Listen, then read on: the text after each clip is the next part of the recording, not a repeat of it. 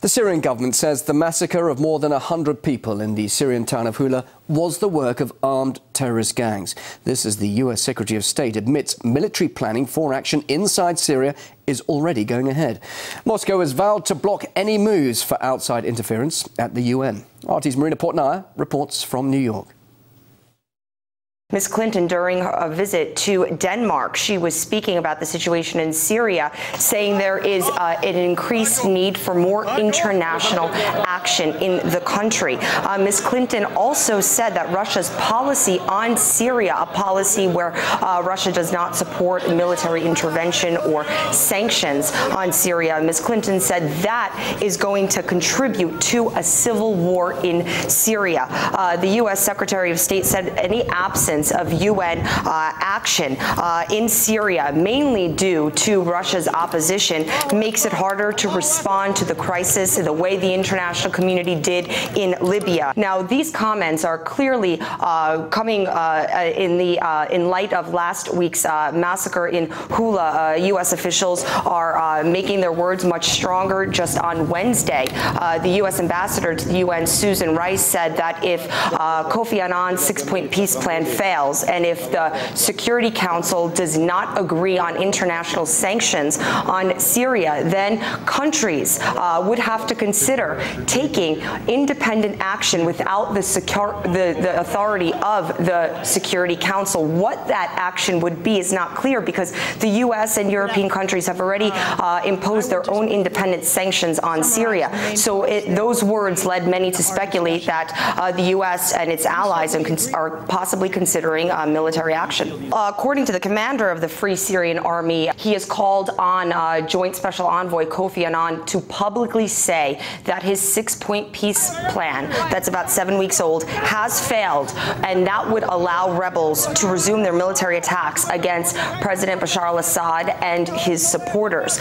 Nobody from the United Nations has come out and blatantly said that the peace plan has failed. Clearly, there's been a violation of the ceasefire on both sides, the opposition and the government. Also, as all these discussions are taking place, the Syrian government has, of course, publicly said that the results of their investigation into last week's massacre in Houla has found that armed rebels are responsible, they say, for the deaths of more than 100 people there. And according to their investigation, they believe it is because armed rebels are trying to start a civil war in the country. The UN is also continuing their own independent investigation into what happened in Houla, and those results will be known in the next couple of days.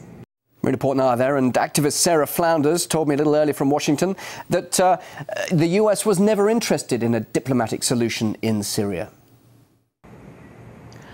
Well, it's important to know that it's the U.S. and NATO who are creating a civil war in Syria in terms of arming commando, mercenaries, thugs, flooding the country with weapons, doing everything that they can to destabilize Syria. And the latest massacre in Houla is just one more example, because it's this exact scenario that the U.S. has used to justify, quote, humanitarian intervention in the past. And after they create total destabilization, send in all sorts of mercenaries and armed groups, then they claim that they're going in order to save the situation. It's absolute hypocrisy and fraud, and they've done it with UN Security Council support, and they've done it without UN Security Council support. And we've seen this in the past, and it's clear that the US is not interested in a diplomatic solution. They are in every way